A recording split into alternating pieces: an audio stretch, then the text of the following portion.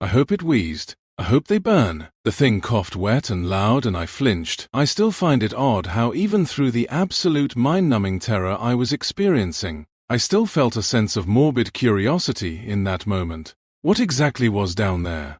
The mere existence of this creature in the basement was making me reevaluate everything I thought I knew about. Well, everything. It could talk. It even spoke like it felt emotions. It was angry at someone. And it sounded ill. Very ill. The sounds of the creature struggling, its labored breath and lung-rending coughs. Its quiet groans of pain that reverberated off the claustrophobic walls of the basement. They tugged at something tender deep inside me. I wanted to help. I cast thought out of my mind immediately. It sounded insane even to myself. What if that thing was hostile? Who knows what it would be capable of even in its current state? Maybe all of this was a ruse anyway. Some kind of trap that targeted my empathy. The best course of action was just to leave. Obviously, I didn't even have the slightest clue what that thing was.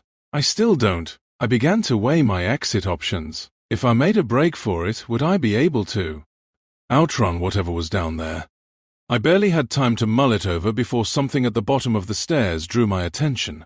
A long clawed hand, bruised black and green like decay, dripping with a clear, snot-like liquidy gel that glistened in the lamplight. It scraped at the ground, nails digging into the grooves of the cement. I froze. God, I felt sick. My stomach churned horribly as I tried to process the gruesome sight I was confronted with. I felt like a snake was thrashing around my insides. It's a miracle how I managed not to puke right there and then. Instead, I remained deadly silent. I didn't even dare to breathe as I stood paralyzed in the doorway. My mind was blank, and my vision began to swim. Whether from pure terror or lack of oxygen, I couldn't tell. I heard a scrape from below paired with a grunt as more of the arm appeared, coated in that slippery goo that oozed onto the surrounding concrete, staining it to dark gray. My heart dropped as I finally realized what it was doing. It was trying to pull itself forward. I ran. I've never run so fast in my life. It's been a week since then. Arjun texted me an hour after I left. It was regular innocuous stuff at first. Hey, what's up? I think I left some papers at your place. Yo, dude, are you asleep?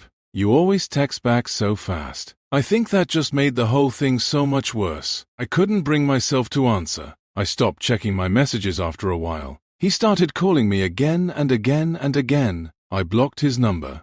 He even came by my house a few times. I never answered. I kept my curtains shut after the first time. All of them. After everything I saw in that house, in that dingy hell hole of a basement, there is just one thing I can't get out of my head. It's the thing that's kept me awake every night since that day, tossing and turning in the sheets. It was Arjun's voice. When the creature spoke in that raspy, hellish, inhuman voice, underneath it all, I heard Arjun. Same tone, same cadence, same voice. I can't explain it. I just know it was him. I'm struggling to accept that what I witnessed down there is real. I can't. How am I supposed to accept that my friend, my best friend, is a monster? I'll start by saying I'm not a superstitious person. I spent 11 years staring at spreadsheets in a Chicago office on the 14th floor. Numbers, deadlines, the same coffee machine that always wise burned the bottom of the pot. I was good at my job. I was miserable at my life. So, I turned 34 and my doctor told me my blood pressure was that of a 60-year-old. I did something my co-workers thought was insane. I quit. I sold my apartment. I bought 40 acres in a Harlan County, Kentucky, and I moved into a farmhouse that smelled like old wood and something I couldn't name. I wanted soil. I wanted silence. I wanted to grow something with my hands for once instead of just moving numbers around. For the first 2 weeks, it was everything I imagined. Quiet mornings, hard work, falling asleep before 10 p.m. I felt like a different person. Then I found the marks. They were carved into the ground at the edge of the east field. Not scratched, carved, deep and deliberate, like someone had taken their time. Symbols I didn't recognize, arranged in a pattern that almost looked like it meant something. I took pictures and posted them on a local Facebook group, asking if anyone knew what they were. One woman said kids probably did it. One man said it was probably an old property marker. Nobody seemed concerned. I told myself they were right and went back to work. 3 days later, the corn in. That field was already 6 in tall. I'd planted it less than 2 weeks before. I'm not an experienced farmer, but I did my research. I knew what the growth rate was supposed to look like. This wasn't it. I walked the rows every morning, and every morning it was taller than it should have been. I called the guy I bought the property from and asked if the soil had been treated with anything. He laughed and said that field hadn't grown anything in 15 years. I started hearing it in the third week, not a sound exactly, more like the absence of sound moving, like something was walking through the field at night and the crickets going quiet wherever it passed. I'd sit on the porch and watch the silence move between the rows, a line of nothing cutting through the noise. I bought a trail camera and set it up facing the east field. The next morning, I checked the footage. 8 hours of recording. The timestamp was correct, but the footage from 2 a.m. to 4 a.m. was just white. Not corrupted, not dark, white, like something had been directly in front of the lens producing light, but there was nothing there when I checked in the morning. I showed my neighbor L. He's 67, been farming in Hull, his whole life. He looked at the footage for a long time without saying anything. Then he handed my phone back and told me to plant something else in that field. I asked him why. He said, "Some ground remembers things." I didn't know what that meant, and he didn't explain further. On a Tuesday morning in the 4th week, I walked out to the field and found my dog at the edge of it. She wasn't moving. I found the others throughout the day. 3 rabbits, 2 birds, a deer. All of them arranged in a perfect circle around a single point near the center of the field, not scattered, not random. Placed every animal facing outward from the center, like they were guarding something or presenting it. I called the county animal control. They came out, looked around, took some notes, and told me it was probably coyotes. I didn't argue, but I stood there after they left and looked at that circle for a long time. Coyotes don't make circles. Coyotes don't arrange things. That night, I didn't sleep. I went to the center of the circle the next morning with a shovel. I don't know what I was expecting. Maybe nothing. Maybe I was hoping to find nothing and finally convince myself that I'd made a mistake. Take moving here, and that everything had a rational explanation and I could go back to being a boring accountant who thought the most terrifying thing in the world was a quarterly audit. I dug for maybe 20 minutes before the shovel hit something that wasn't soil. I cleared the dirt away with my hands. It was a woman. She was wrapped in leaves from the corn, the same corn that had grown too fast in the wrong soil in the field, that hadn't produced anything in 15 years. The leaves were woven around her like someone had taken time with it, like it meant something. She looked like she was sleeping except for the fact that she was clearly gone. Her skin was the color of the soil. Her hands were folded across her chest and she was smiling, not the slack expression of someone who died peacefully. A smile deliberate, like whatever she saw last was something she had been waiting a long time to see. She was wearing a jacket with a target tag still on the sleeve. The police came. They taped off the field. They asked me questions for hours and then asked me to stay in the county while they investigated. That was 6 days ago. They haven't told me who she is. They haven't told me how long she was down there. What they don't know, because I didn't tell them, is that last night I went through my trail camera footage again. All of it from the beginning. In the very first recording, the night after I planted the east field, before the marks, before everything, there is a moment at 3 a.m. where the camera shifts slightly, just a degree, like something bumped it gently, and in the corner of the frame, just barely visible, is a hand pressed flat against the soil from underneath. I'm not going back to that field. I don't think it matters. This morning I found marks carved into the wood of my porch steps. I recognize them this time. They're the same ones I found in the east field. They weren't there yesterday. Update. Several people have asked me about the symbols. I've been trying to upload the photos, but my phone keeps freezing every time I open that specific folder. I'll keep trying. Also, Earl won't answer my calls anymore. Her hair, her skin, her eyes, they were all perfect. Her teeth were set a little too deeply in her gums, a few degrees off from their normal angle. Her hair flowed in a clumsy motion, as if it was trying to escape casually. Her eyes, something was wrong with her eyes. Were they the wrong color? No, they were broken. Some people say the eyes are the windows into the soul. The soul that I was staring at through these windows was shattered. The only thing that remained were the fragments of who she once was. Where is he? I asked, pulling her from her chair. Who? My darling Richard. Oh, he won't be back until later, she said as she stared emptily at the picture frame sitting across from her. She was kept in the most secluded and darkest room in the apartment right of chemicals and secrets. The lights were dim, and the windows were all sealed off. I knew that I was not meant to see this place. I knew that Richard kept this place quiet like that deep parked in the back of your head. What was this all for? I thought to myself. The room was lit by a singular light. It stood over the table which held the picture frame, the one Molly couldn't take her eyes off of. I need you to come with me, I commanded her. Her broken eyes remained fixed on the picture in front of her. Come on, Molly. We have to leave, I pleaded, pulling her as she resisted. No, stop it. I can't make my little Ricky angry, she said with a strong defiance. Please just leave with me, I begged. She sat back down, her eyes still glued to that picture frame. I turned and looked at what had captured her attention. The room was filthy, but that table and frame were pristine.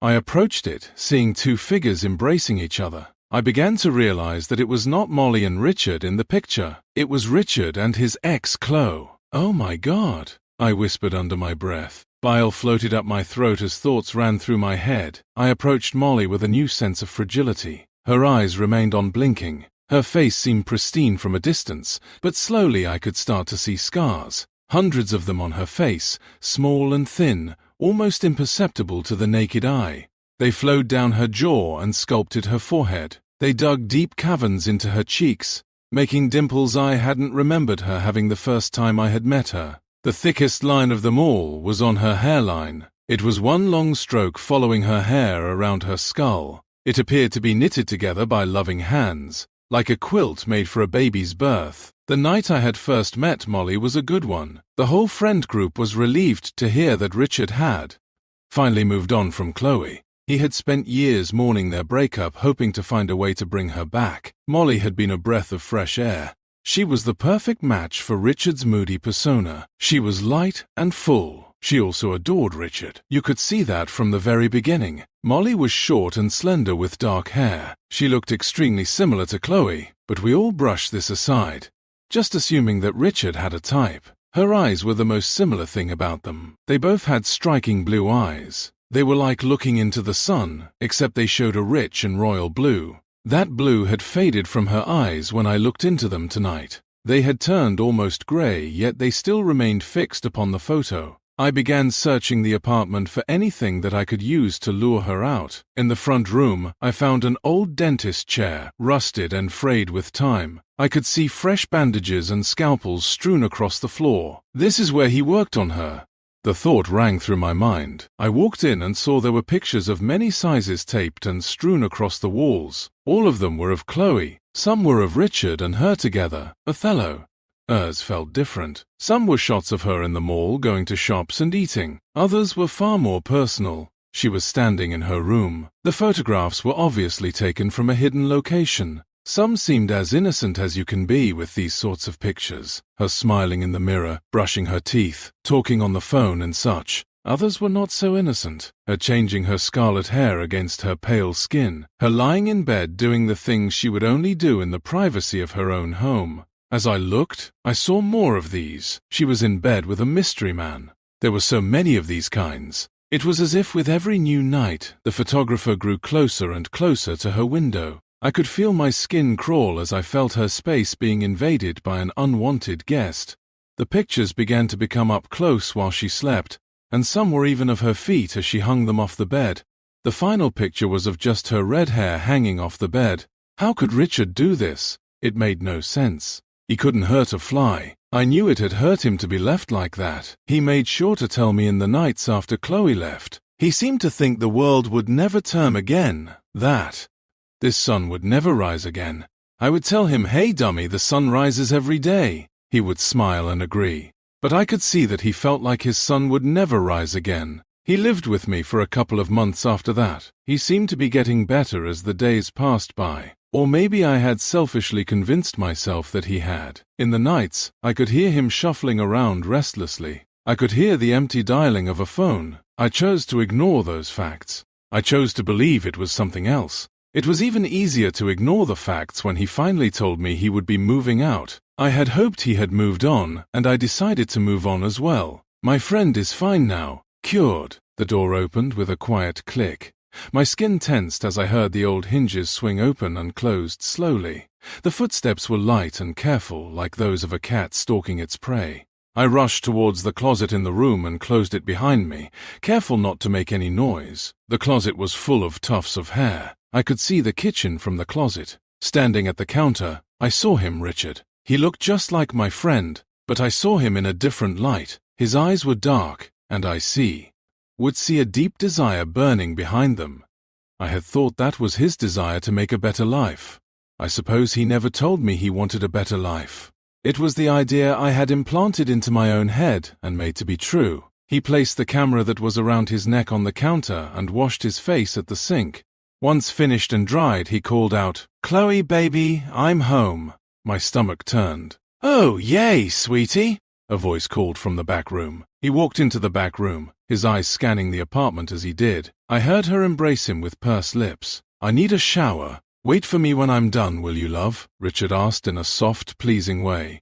"Of course, my love. Let me know if you need company," Molly said with a sensual undertone that turned my stomach. Once I was sure he was in the shower, I rushed into the room and found her sitting and staring just like before. "We have to go now," I whispered to Molly. "We can go to the police and they can take you far away from him." She slowly turned and looked at me, her eyes and smile wide. I could see where the cuts made her lips pull on naturally against her teeth. Her teeth sat in near perfection minus a slight char.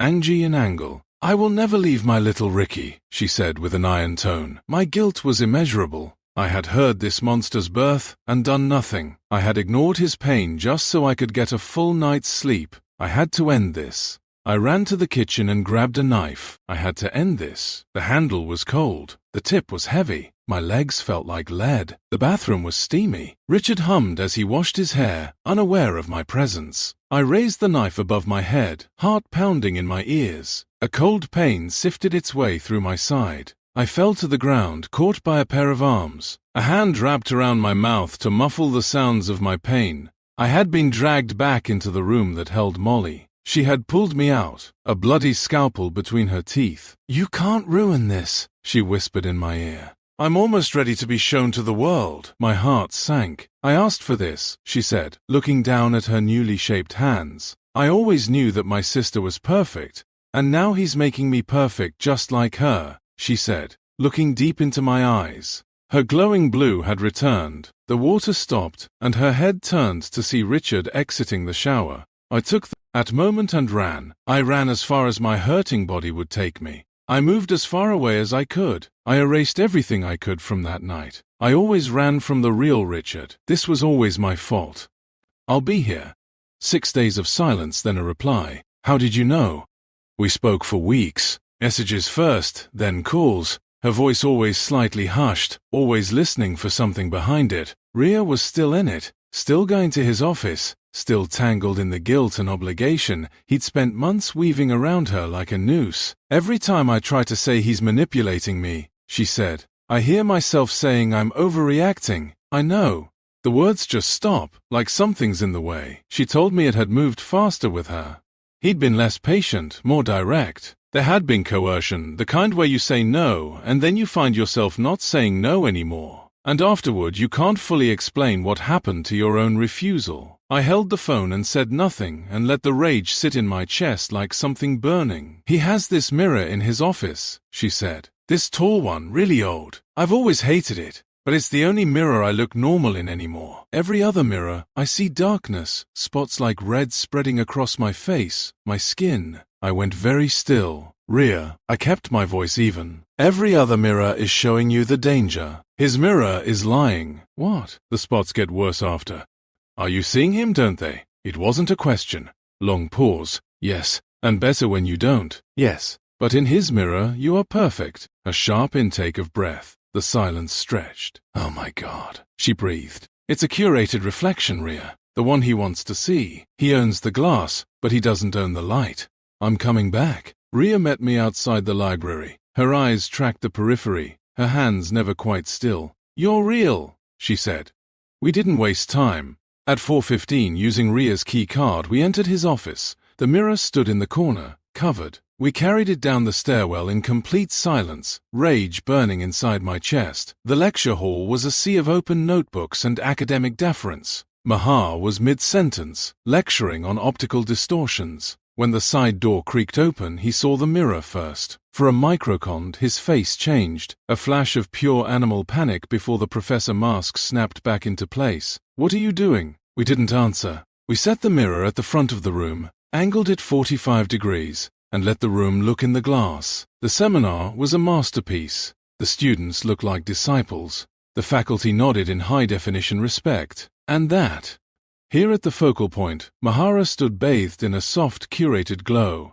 Beside him in the reflection, Rhea was smiling, her hand resting tenderly on his arm. But the room was looking at the real Rhea. Her hands were white-knuckled, her face a reflection of trauma, standing 3 feet away from him.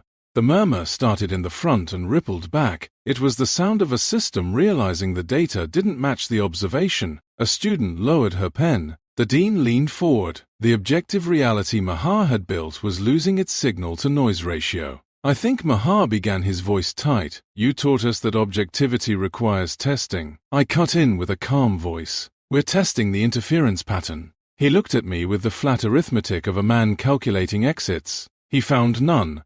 The room had shifted its axis.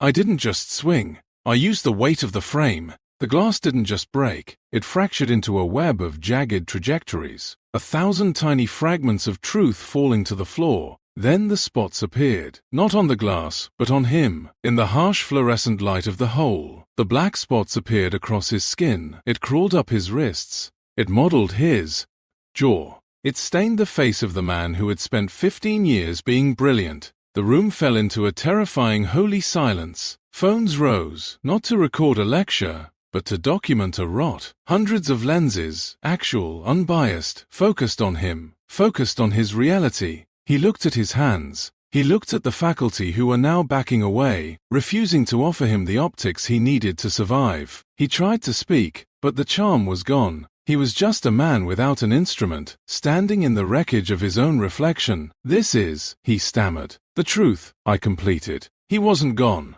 He wasn't even fired, but he was fixed, trapped in the new arrangement of reality. The story was no longer his to tell. Later, I stood in front of the hostile mirror. No black spots, no voice. PLA wrote that the mirror swallows whatever it sees immediately without preconception. No distortion, no mercy. Just the truth of the thing in front of it. I pressed my fingertips to the glass. It showed me a girl who had learned the hard way what it meant to be seen clearly. I am not silver. I am not his reflection. I am Anna Dashmok and I am exact. I've been friends with this girl I'll call Sarah since I can remember. Her and I were raised together. Our families being good friends since before either of us were born. She's older than me, but only for 2 months. And that's helped us stay together even in school. Currently, we are both 21. Sarah has always been a really funny and charming girl. Between the two, she's the more outgoing and social, always wearing bright colors. Meanwhile, I could be considered somewhat opposite to her, being more reserved and choosing darker clothing. Still, differences in style and personality never forbade me from loving to spend time with her. And I often found myself tagging along in whatever escapades she came up with. Close to a year ago, everything about Sarah changed completely. She called me one day, and the moment I picked up the phone, I knew something was up. "Hey Sarah, what's up?" I asked. The voice that came out the other line was definitely Sarah, and she didn't waste a second before starting to question me. "Hey! This might sound off, but you're OP, right?" I laughed to myself, thinking she was building up to some sort of prank at first. "Yes, this is OP. Okay, that's good. That's good." She went silent for a bit, then continued. "Do you remember inviting me to hang out at the park last week? I recall you inviting me." "Yes. Me? I invited you, not the other way around." "Number. Is something wrong, Sarah?" Sarah went silent for even longer. The way she was speaking prior lacked that energetic and contagious attitude I always expected from her, even in the most dire of situations. "Sarah, are you there?" "Sorry." After a short pause, she began asking yet another question. "Listen, do you remember?" "Do I remember what?" I pushed. "Do you remember Lucy being there?" "Lucy? What? Lucy?" I asked now, trying to figure out the punchline of a joke that wasn't there. "Oh, no. No, no, no, no! Is this a prank? Come on. You know I'm not good at these. Lucy, don't tell me you don't know who Lucy is. You're joking, right? Please tell me you're all messing with me. With that, Sarah began sobbing on the phone. I couldn't make much of what she was saying mid-cry, but after a little bit of me trying to calm her down, she said she would talk to me tomorrow and hung up. After that, I tried calling her back, but she'd reject my calls every time and eventually messaged me begging for me to leave her alone until the next day. In the end, I relented, still worried. I could barely sleep. And by the next day, I was powering through my shift early in the morning with only 3 hours of rest. An hour before work was over, Sarah texted me asking if I was free to talk. I replied that I'd be free after work, and her only reply was, "Wait, you have a job?" Later that afternoon, I went to visit her. Both her parents worked late, so it was only her and I. We sat in the living room at first, mostly in an awkward silence. She felt distant and sigh, very much unlike the Sarah I knew. She was wearing black sweatpants and a grey hoodie, a far cry from her usual reds and blues. She hugged both her legs and looked at me carefully, her gaze seemingly analyzing my every feature, as if she was trying to find anything out of the ordinary. A bit uncomfortable, I broke the ice. "So Sarah, what was that yesterday? Did something happen?" After a moment's hesitation, she answered, "I think I'm not where I'm supposed to be." I tilted my head and squinted my eyes, thinking once again that this could be the build-up to some sort of elaborate prank. "What do you mean?" "Yesterday I had a nap. When I woke up, things were different. My room, my clothes, this house, everything. Everything was wrong." She shifted into a more comfortable position, still hugging her leg, her eyes now aimed at the floor. "Even you're healthy. Your hair is shorter, and even your clothes are different too. It's like we switched wardrobes, and it's driving me insane." The situation was so bizarre to me that I couldn't process what was happening. I couldn't really tell if she was trying to prank me or having some sort of mental health issue. So, all I did was try to reassure her. "Sarah, honey, it's all right. I'm here for you, okay? I don't know what's happening, but maybe we can talk to your parents." And Sarah interrupted me by raising her hand, motioning me to stop and speaking over me. "No, no, no. That won't work. They'll think I'm crazy. I can see even if you think I'm crazy." "No, OP. I'm not having some sort of crisis or going insane. I don't know. But I think I woke up in a different reality." "Different reality? What do you mean?" "You know, the timeline shifting multiverse theory." I looked at her, puzzled at this. She shouted impulsively, "Jesus Christ, OP. We watched so many videos on the topic last summer." During her little outburst, I was left speechless. The Sarah I knew hated swearing with a passion, and I recalled we did something completely different the summer prior. "Dude, we went to a beach resort with both our families. You were flirting with this Jamaican boy half the time. Of course." She gave her next question a little more thought. "Okay, what about the Mandela effect?" "Oh, I know that one. It's when you remember things differently to how they were, right?" "Yes, something like that. So, imagine you wake up one day and not one or two things are different, but everything in your life is." As she said this, she tightened her grip on her thighs to the point I could see them sinking into the folds, made from pressing into the pants fabric. "And you're saying that happened to you?" "Yes." "A lot of things are different. Some are kind of the same, but even those have some differences in this world. I get the idea, but I need you to understand that you sound completely insane. OP, I want you to look me in the eyes and tell me I look insane." At her request, I looked into her eyes. I recognized that look, the one Sarah gave me when she was in trouble. Despair, fear, insecurity, all packaged into a singular look, something no one save for me and her family I knew about. After that, I was able to believe her, if only a little. We began discussing the differences between my reality and hers. Things like the existence of Lucy, who apparently was the third best friend in our group, how another friend called Katie turned out to be our mortal enemy, or even darker stuff like how Mr. Lister, a well-liked teacher back in high school, was arrested for dating one of his students. Sarah asked me to explain what happened in this timeline, for her to know and try blending in. As the weeks passed, I kept hanging out with Sarah. Our time together felt both familiar and new. Her sudden change in tastes aligned with mine a lot more. So, I felt a little guilty about the fact I was enjoying my new relationship with her more than the previous one, but then things took a turn for the worse. She began getting sick often, and the more I saw her, the more her face was filled with dread and despair, as an unknown disease took over her body. My routine changed to include daily visits to the hospital. As her health deteriorated, the amount of time I was allowed to see her was reduced as well. Last week was the last time I saw Sarah. She looked so frail, I worried. She'd pass away any second, but the poor girl was still able to have a conversation just fine. We had been talking for a bit. The time for me to leave was near.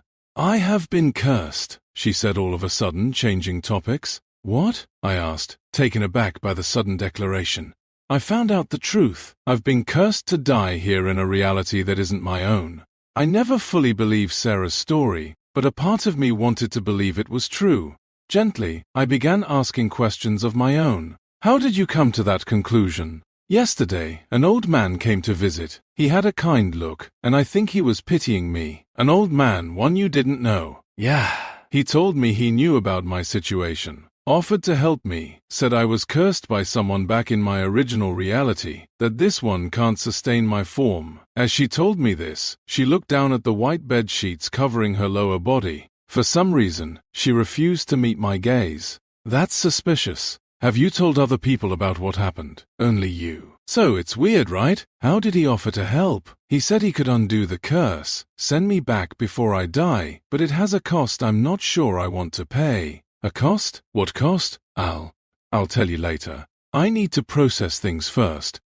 Something about what she said bothered me, but I didn't want to pressure her to speak. I figured that maybe she was having some sort of delusion. So, after saying goodbye, I went home. Today, I woke up in a room that's not my own. It's not where I'm supposed to be. I look the same, but my clothes are different. My room looks different. The house I live in should be the same, but the wallpaper is the wrong color. And there are pictures on the wall I don't remember taking. The living room has different couches. My email and usernames are different. I think I know what happened, and I don't belong here.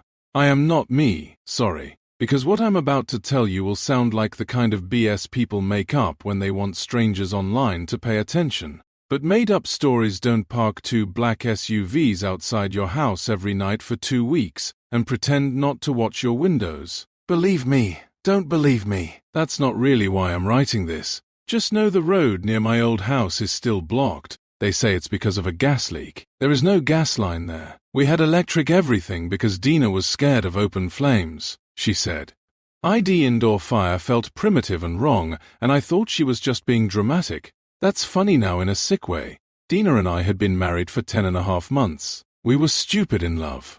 Embarrassing love. The kind where one of us would leave to buy something and the other would already be texting before they reached the store. We fought too badly over nothing. Over dishes. Over my work at the research institute. Over her saying I wasn't really listening. Over me saying she always sounded like she was translating normal human emotions from a manual. That one made her cry. I apologized for it for 2 days. I didn't know then how close I was. The night it happened, I came home late. I was shaking from coffee and hunger and whatever you call it when your whole life has just cracked open. I had done it, not the final machine obviously, but the math, the ugly part, the part everyone said was impossible. Star drive, faster than light, whatever name you want. I don't know what they'll call it when they finally show you.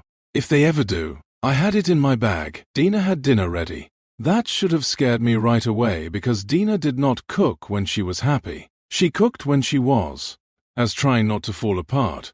There were candles on the table, cheap ones. One had burned down into this sad little blob. Pasta, garlic, wine. She was wearing my shirt, bare legs, hair still wet from the shower. God, she was beautiful. That's the thing I hate most. Not that she lied, not that I was just a chore, but I can still see her and want her. She said, "You're late?" I said, "You're scary." She laughed, but not right. A little too late. You know how you learn someone, not the big stuff, the tiny stuff. How they breathe when they're mad. How they say fine when it's absolutely not fine. How they kiss you when they want sex versus when they want forgiveness. That laugh was wrong, but I wanted to ignore it. I wanted dinner and her and that stupid little moment where I got to tell my wife I had done something impossible. So I ignored it. She came over and kissed me before I even put my bag down. Hard kiss. Teeth, wine, salt, like she was mad at my mouth. Then there was a bitter taste. I said, "What the hell is that?" Or I tried to. My tongue got thick. My fingers went numb. The bag slid off my shoulder and hit the floor. Dina caught me. Caught me like I weighed nothing. That was another thing she forgot to hide. She lowered me down onto the kitchen tile. Gentle, careful, like I was drunk and she was embarrassed of me. I couldn't move. Could not move like panic. Couldn't move like my body had been unplugged. I could breathe barely. I could see, I could hear. I could feel the cold tile under my cheek. She sat on the floor and pulled my head into her lap. Then she wiped spit from my chin with her thumb. That almost broke me. I know that sounds pathetic, but when someone poisons you and still wipes your mouth because she can't stand seeing you like that, your brain doesn't know where to put it. She was crying by then. Quietly. Not movie crying, ugly crying, nose running, shoulders shaking, trying not to make noise, which was very Dina, because even then she didn't want to make it about her, and she explained just enough. Not everything. People in stories explain too much. Real people don't. Real people choke on half of it and repeat themselves. She wasn't from here, not from Earth. She had been sent because of me, not because I was special, because I might become special. Her people had ways of knowing which humans were likely to open certain doors. My name came up.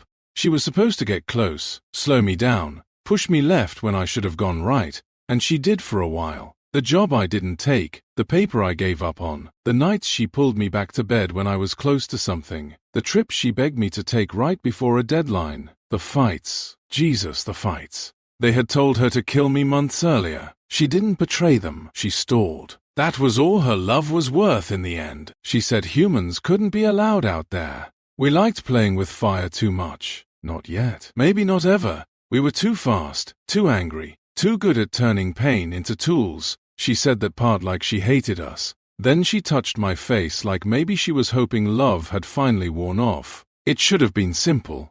Kill the husband. Take the math. Get on the ship. Hero of whatever hell she came from. Her people were coming for her before dawn. I would be dead. My lab would burn in a way that looked like my fault. Clean. The word made me want to laugh, but my mouth didn't work. Clean. My wife sat there holding me like she used to after panic attacks, except this time she was the reason I couldn't move. You're probably thinking I was a naive idiot.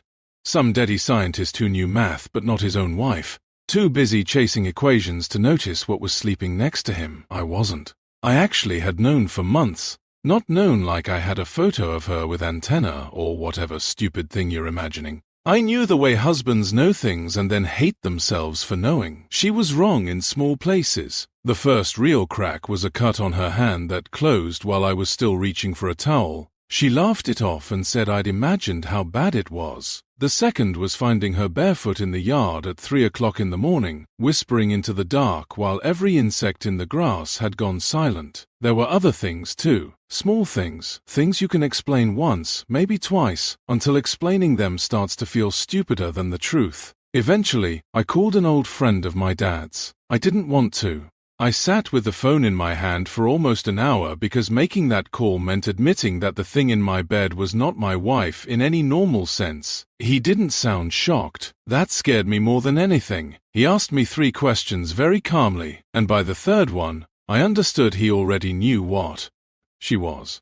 Then he said, "Do not confront her. Do not try to leave. If she thinks you know, you won't survive the night." That was when it landed properly. Dina wasn't a mystery anymore. She was a placement. She was there for me for the work, and sooner or later, she was going to finish what she had been sent to do, which is exactly what happened. Then I met the others, men and women with normal clothes and dead faces, asking questions nobody should know to ask, not just about Dina, about our sex, our fights, her blood, her sleep, the words she used when she was angry, whether she ever got sick, whether animals acted strange around her, whether lights flickered when she touched them, whether I had ever woken up and found her watching me. Nobody looked shocked enough. That's when I learned they had been chasing this for years. Not aliens, exactly. Traces, shadows, bad transmissions, burned bodies, missing scientists, houses cleaned too well, bodies found with organs that did not fail in any way human medicine understood. Nothing whole, nothing useful. They didn't need proof aliens existed. They needed one of them alive. But even that wasn't the real prize. The real prize was what came too.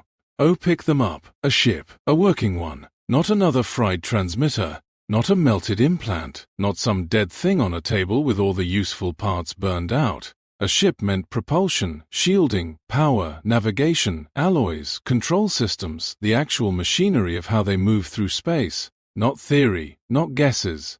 Hardware, so we made me bait. The breakthrough was real, but the timing was fake. The notebook was bait. The public lecture next week was bait. The little hints I dropped at work were bait. The house was the trap. The busted plumbing trap. The new water heater Dina hated because it made the closet smell like metal. Trap. The landscaping crew that tore up our backyard for 3 days while Dina complained they were killing her lavender. Trap. Under our house was enough human desperation to pull something impossible out of the sky, but only if she called them close. Only if she didn't just run. Only if she loved me enough to say goodbye. Do you get how disgusting that is? I used the thing I was angriest about. I used us. At some point she looked down and saw my face. Not my fear, not my pain, my guilt. Marriage is a curse. You can't hide in your own face. She stopped touching. Hing my hair. She whispered no. That was all. Just no. Then how long? I couldn't answer. She looked at the bag on the floor, the notebook, the candles, the windows, all of it, and she understood. I saw my wife die right there without anyone shooting her. They didn't. Before anything fell from the sky, whatever she thought we had, whatever little piece of us she believed was clean, it broke. Our marriage was a big total sham, a trap with wedding photos on the wall and her hair in my shower drain. She was using me. I was using her. We both had our noble excuses, but when she put her hand on my face, it still felt like home. The lights went out. Not like a power outage, like the dark had wait. The windows filled with light. The whole house made this deep animal sound. Metal screamed inside the walls. My teeth hurt. Blood ran out of my nose onto the tile.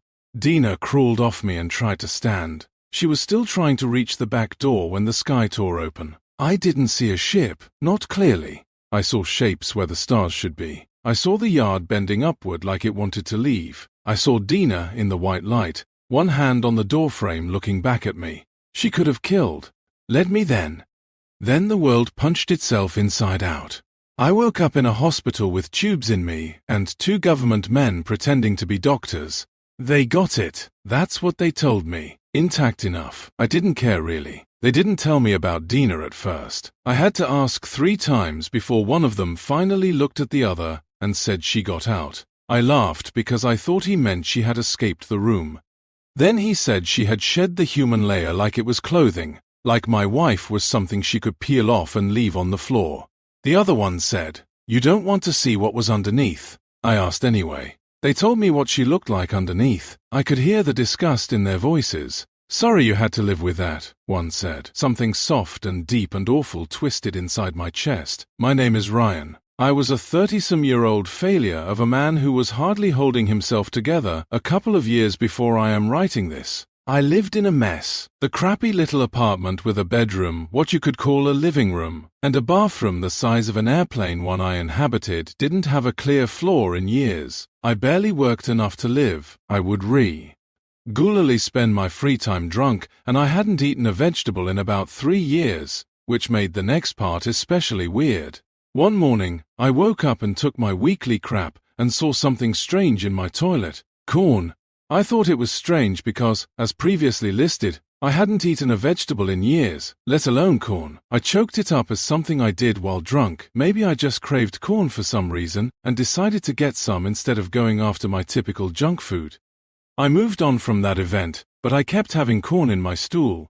The next week there was corn in my stool. Then a few days later, corn again. It eventually got to a point where every couple of days I was having corn in my stool, and I was completely lost as to where it was coming from. After 2 months of constant corn, I eventually noticed something even stranger. I could see the floor of my room for the first time since I had moved in years ago. I must have started cleaning my room when I was drunk. There was still trash everywhere, but far less than there used to be. I guess I didn't question any of it because it wasn't a bad thing. I actually liked not having to trudge my way through heaps of fast food round apples and boxes of old junk food.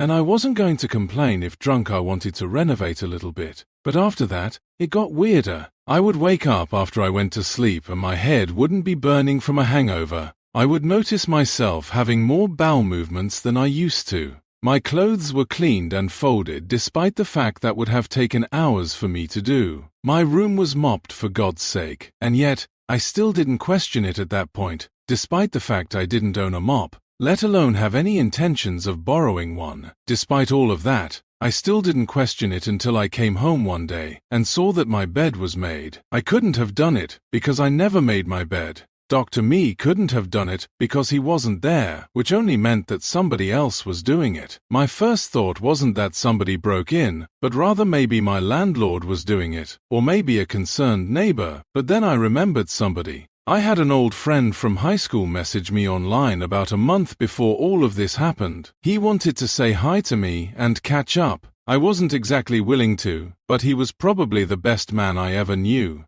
And I would feel bad leaving him unread.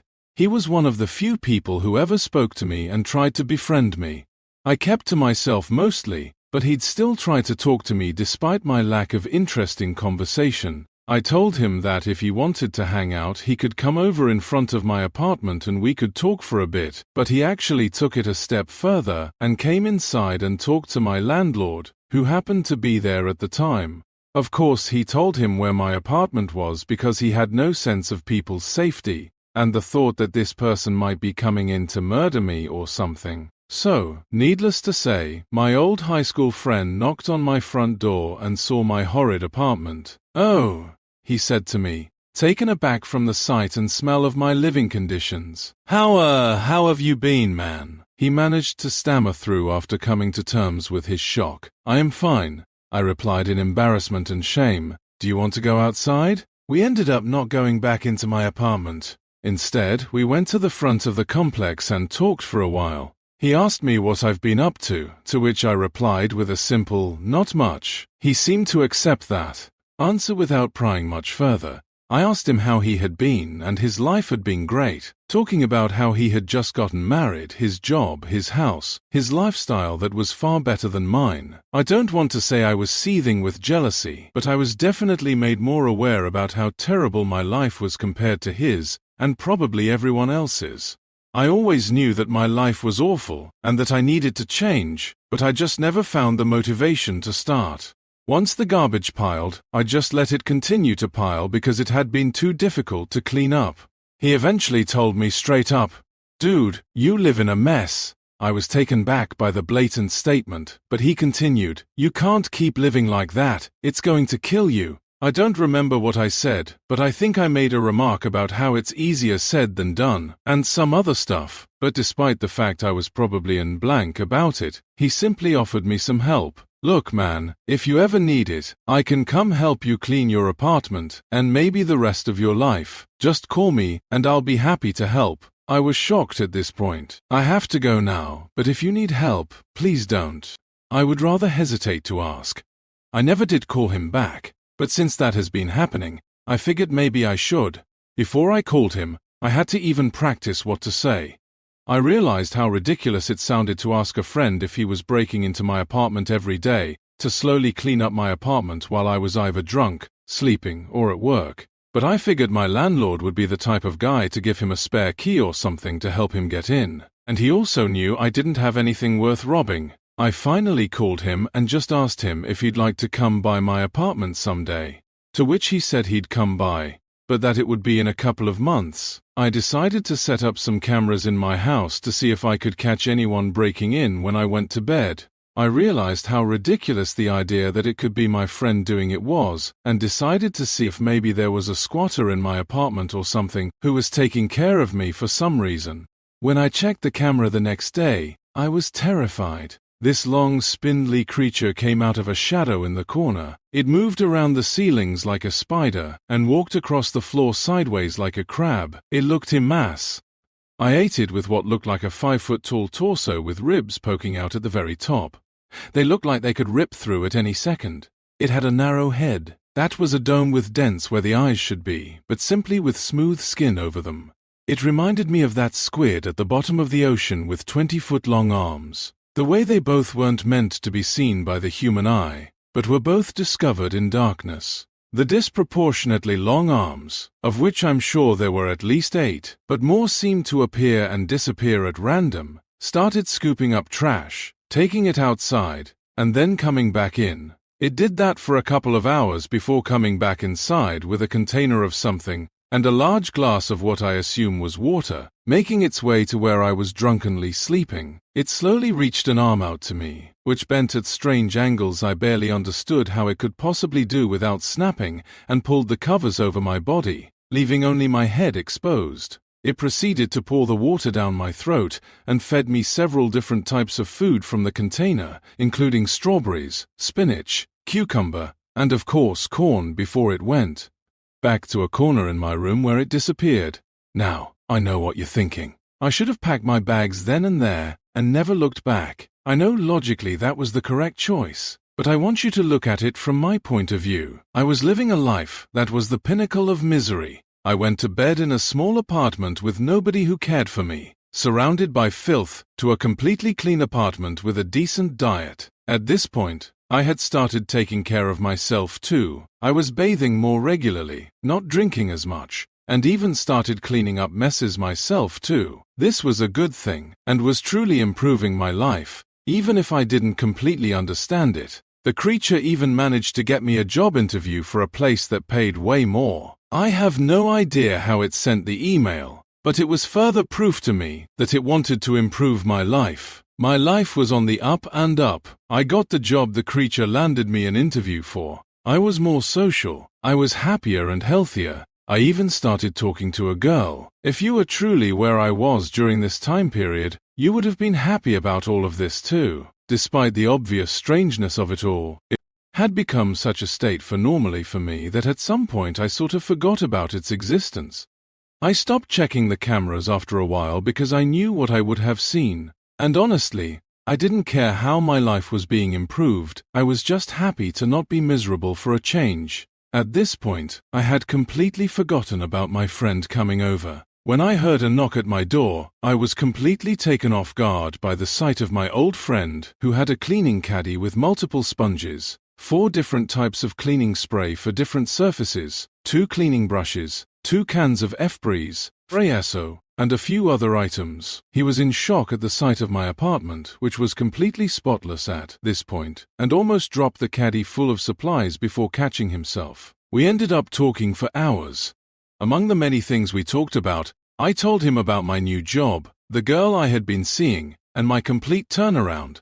In turn, he told me about his wife and what he did for work. He told me he moved around a lot for work and happened to be staying in the city where I lived last time I saw him, and happened to see me online and figured he'd pop in to see how I went, as doing at the time. He explained to me that when he saw my living conditions, he knew he couldn't just leave an old friend like that.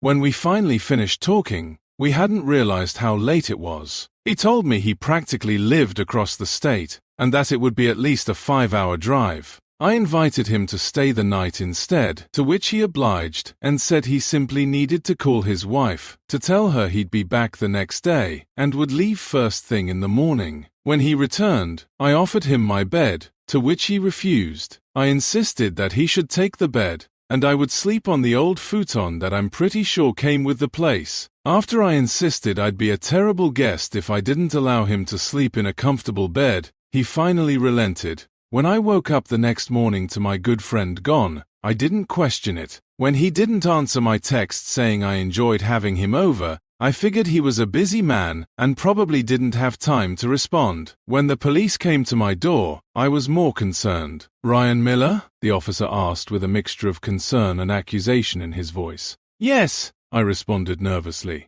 "That's me," the man gave the inside of him. "Why apartment a look? May I come in?" he asked. "You're not in trouble. We just need to speak with you." After I let the officer in, he explained everything. My friend had gone missing after he spent the night at my house. They said they knew I had nothing to do with his disappearance since they found his car hours away from my location, but still wanted to know if I knew anything about it since I was the last person to see him. I asked the officer what happened, to which he responded, "We found his car parked on the side of the road about 3 hours away from here, but he wasn't inside of it. After his wife reported him missing, we figured maybe you knew something about why he disappeared since you were the last person to see him," he continued. "Did he complain about anything? Did he bring up being unhappy about work or something like that?" Thought about it for a hard minute during the hours we spent talking. He never seemed upset with his life. He had annoyances here and there, sure, but it's not like he suspected his wife of cheating on him, or he thought his job was a dead end. He had the same thoughts most people have about life. It was annoying, but at the end of the day, we're glad with everyone's here. No, nothing. I finally said he didn't have any complaints that would have warranted him just disappearing. After a while, the officer left and I remained worried and confused. It took me 3 whole hours of worrying about what happened to my friend before I realized the cameras were still recording. I brought the footage back up from the night prior and watched the entire thing until I saw the creature pop out from the shadows. Except it ignored me and headed straight for the bedroom. It moved too quickly for a creature of such proportions and fragility. When it made it to the bedroom, it simply stared, except it looked almost hungry. There was a strange saliva that seemed to come out of what I can only assume is its mouth, and it simply stared there for hours until my friend, as promised, left first thing in the morning. I watched the creature lunge onto the shadows right before my friend's alarm went off, and I watched as my friend snuck by me out of the door to try not to wake me up. I watched in horror as the creature left outside of the window, which was on the same side of the building as my friend's car was parked. I don't know if the creature killed my friend, or ate him or what, but the moment I saw that, I realized it was not safe to live there anymore. I realize now, I should have known that the moment I saw a demon in my living room picking up trash, but I figured I made the choice right in time. I didn't just leave the apartment complex. I moved states. I live on the opposite side of the country. I didn't even fully pack all of my stuff before I left. I took what I picked, fit into one briefcase that was either somewhat valuable or would be annoying to replace, and left as fast as I could. I never gave the police that information because I knew it would be insane and nobody would believe me. So, I simply got as far away from that thing as possible. Now, it's years later. I found a job where I'm at right now. I live in an even nicer apartment too. The girl I was talking to didn't seem to understand what I was doing, which was also extremely difficult to explain. So, we naturally stopped seeing each other. Other than that, my life is great. I kept some of the good habits too. I clean up after my messes. I stopped drinking. I make sure no garbage ends up on my floors. I eat better. I even started going for daily walks to help me heal. There. All was going great except for one day where I had slept in and was going to be late for work. I rushed out the door as fast as I could, cutting as many corners in my daily routine as possible, which of course meant I couldn't have made my bed. But when I came home that day exhausted after a long day of work, I saw something that made my heart drop to my stomach. My bed was made. It started with small things. Electronics would break a lot when he was around. I had to get my laptop fixed twice. My fridge went out once and I had to scramble to drive all the food to my parents' house, so it didn't go bad while I was getting it fixed. Arjun helped. My house's circuit breaker tripped one time too when he went to plug something in. I tested the same plug later when he was gone, and it didn't trip that time. Arjun has always had really good hearing. Like, really good. I can't count the number of times he's heard me mumble something through a wall. I've tested it.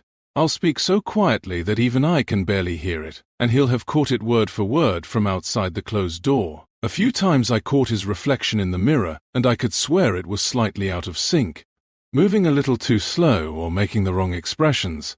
The smiles stretched too wide or eyebrows furrowed when Arjun's clearly weren't.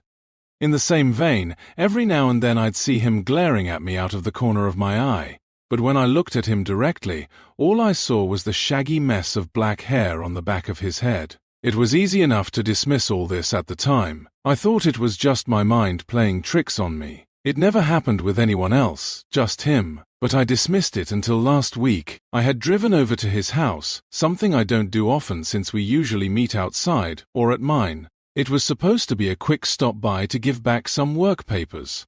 He'd forgotten at mine on Friday evening, so I didn't call ahead. As I approached the distinctive red front door that stood in contrast to the dull colors of the rest of the street, something felt different. I looked around. My surroundings were the same as always. Pristine White House exterior, broken planters, and 3 slightly grimy steps leading up to the entrance. As I reached for the knocker, there was a tug at the back of my mind, like realizing you've forgotten something, but you can't remember what it was. No one answered the first knock or the second. To my surprise, when I tried the handle, the door gave way. My chest began to knock as I stared wide-eyed at the opening. Arjun wouldn't just leave it unlocked. Had there been a breaking, was he okay? I inhaled shakily a few times, trying to break my heart rate down. I was getting ahead of myself. Maybe he'd just forgotten to lock it. Happens to the best of us. I let myself in, pushing the door further inward. As I stepped over the threshold, immediately I could feel my panic rising again. Arjun's house is pretty open plan, so from the living room, I was able to see most of the area downstairs. I called out for him. The house seemed empty. If Arjun was home, I'd have expected to hear movement, something cooking on the stove, or at least a TV playing. It was silent. I checked all the rooms upstairs, but they seemed completely untouched. It would be uncharacteristic for a break-in, and if Arjun had up and left, which I was now considering as a possibility, wouldn't he take some of his things? All his clothes were still hanging in the large built-in closet next to the rucksack he always takes when we go backpacking. When I went back downstairs, I realized there was still one room I had forgotten to check in my hurried sweep of the house. The kitchen. I quickly walked past the living room and rounded the corner. The kitchen is separate from the other room downstairs. You can't see into it from the living room, which is why I missed it initially. The door is made of stained wood with a black round doorknob. It was closed. I listened, straining my ears to catch the slightest hint of sound coming from behind the door. Nothing. Now the rising panic was accompanied by a twisting feeling in my gut. I wanted to leave, though I couldn't quite put my finger on why.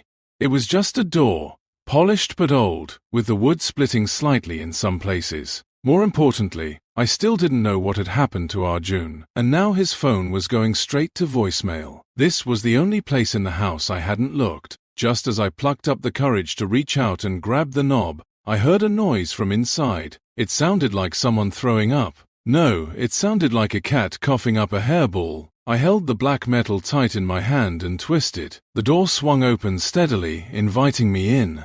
I'd sort of forgotten that Arjun's house had a basement. I'd never been down there, and the door always stayed closed and locked, so it was easy to let it fade into the wall. Maybe imagine it as some sort of food pantry instead of what it really was. A cold concrete windowless expanse hidden beneath our feet. I don't like basement. Yellow-orange light spilled out from the open basement door, illuminating the kitchen in a dingy fall sunset glow. Looking around, I realized why it seemed to be the only light source in the room. All the blinds were shut. I didn't even realize his kitchen had blinds. Arjun always leaves them open. I almost jumped out of my skin, heart thundering as the horrific hacking puking sound echoed from the basement louder now. The noise was wet and visceral. It grated against my eardrums, sending chills down my spine. I shivered. Whatever was in the basement retched again. This time the noise was accompanied by wet thudding like it was puking up huge chunks of something. A moment of silence and then it spoke. It was a harsh, raspy voice like the thing was struggling to take in air, and I could barely make out the words through its wheezing. The voice was so inhuman, so alien too. My ears, and yet I don't know what compelled me to walk forward. My memories of this part are hazy, but the best way I can describe it is like I was being tugged forward by an invisible string. Embedded deep within my chest, I stood in the basement doorway for a while, eyes following the narrow wooden steps all the way down. They were walled off on both sides. They ended in concrete. I heard it clearer this time. It was rasping. Screw them.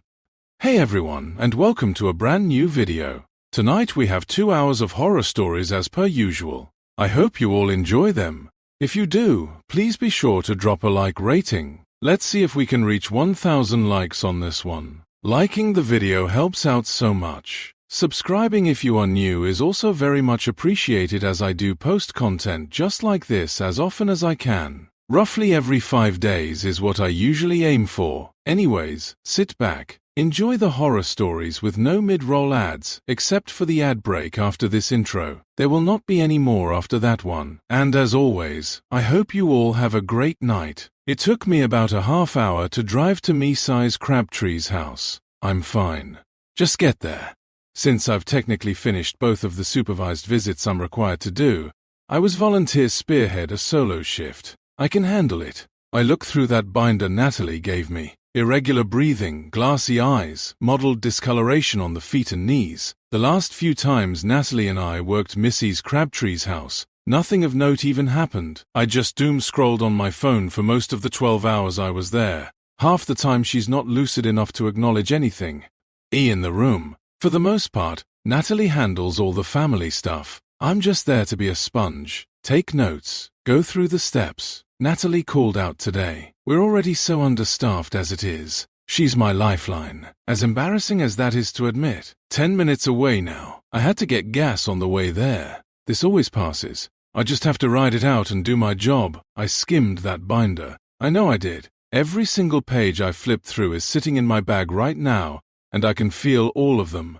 5 minutes away now, I'm met at the door by a disheveled woman, her eyes bloodshot, her nose runny. She's wearing the same pair of pajamas she was wearing a week ago. She managed to eat today. That's a better sign, right? I mean, it was only a bit of jlo and chicken broth, but yes, that's a very good sign, I tell the woman. She thanks me anyway. Inside, the house looks no different than the last time I was here. Before I even start doing anything, I have to go through my notes and do some pre-charting. Diagnosis already filled in. Lewy body dementia. The brain degenerates. The body does what it wants. Code status: do not resuscitate. Already documented. Oral intake: 1 jello cup.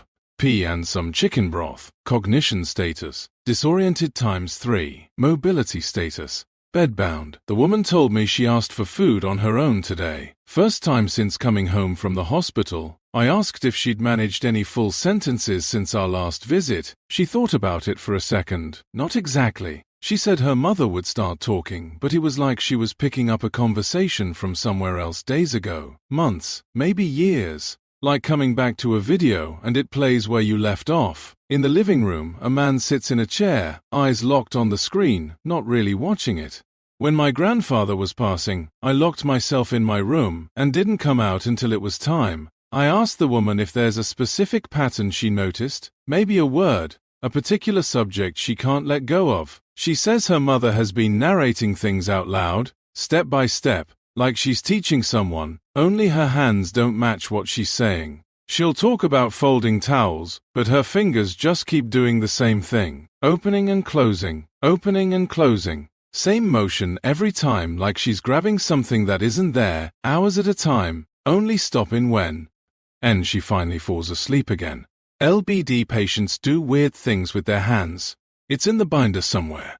So how long? The man asks me. I tell him I won't know specifics until I go up there and check her vitals. When I checked on her this morning, she kind of recognized me, or at least seemed more aware of her surroundings, he says.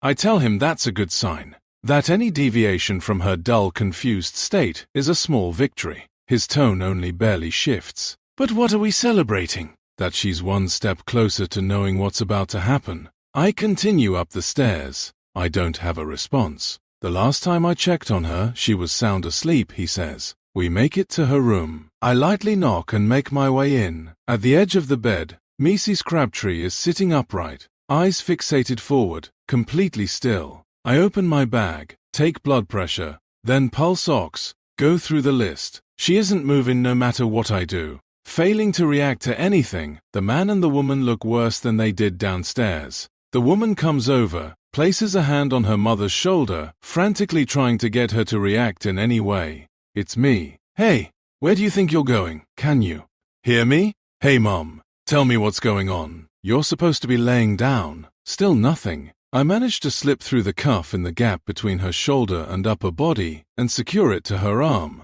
Niman is still in the doorway, just standing still and watching. his grip on the door handle getting tighter as the scene unfolds. The woman turns to me. Why isn't she moving? Why isn't she reacting? What's happening to her? Blood pressure is done. 118/76. That can't be right. Her charts show a steady downward trend consistent with decline. The last time I took a reading, it was hovering around 88/54. Before that, 94/60. The cuff must not be calibrated correctly. I take it off, hit the reset button, then try again. No change. The woman looks to me for answers. The cuff tightens. 118/76. Same reading. I tell the woman to step back a bit. She's still angry, justifiably so. I tell her it's okay. No, it's not. That I've seen this before. No, I haven't. That her blood pressure is about the same as it was last time. The woman moves aside as the man finally steps into the room. He convinces her to calm down, that I'm doing my job to give me space. They leave the room. And I hear their muffled conversation outside the door. Pulse ox is next. Remember the steps. Make sure you actually turn it on. I hold down the button. The lights flash. I hear the beep. It's working. O2 sat 98%. Pulse rate 80. That number is wrong. Take it again. No change. Probably because I got this one from the clearance aisle at CV's. Natalie gave me the one from the facility. Same numbers as before. No decrease or increase. I noted in the chart, when the next nurse gets here, I'll use theirs. It's fine. I begin my neurological assessment. Touching her shoulder yields nothing. Saying her name doesn't work either. Still not moving.